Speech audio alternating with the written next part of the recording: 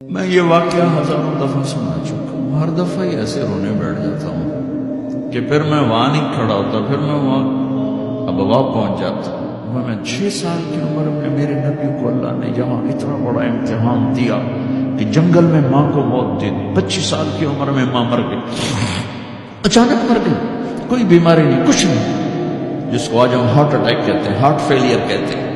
اتنا آخری جملہ کہا، کل حی میت و کل جدید بال وقد ولدت طہرا۔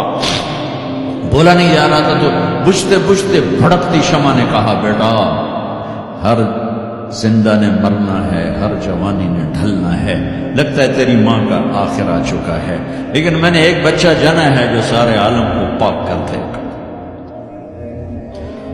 اور شمع خاموش ہو گئی۔ 57 سال کے بعد ماں کی قبر پر پہنچے اور قبر کے سرہانے آ کر بیٹھے، گوڈے اوپر اٹھائے اور ہاتھ یہاں رکھے اور سر گوڈوں میں دے دیا، جیسے چھوٹے بچے رونے کی پوزیشن بناتے ہیں۔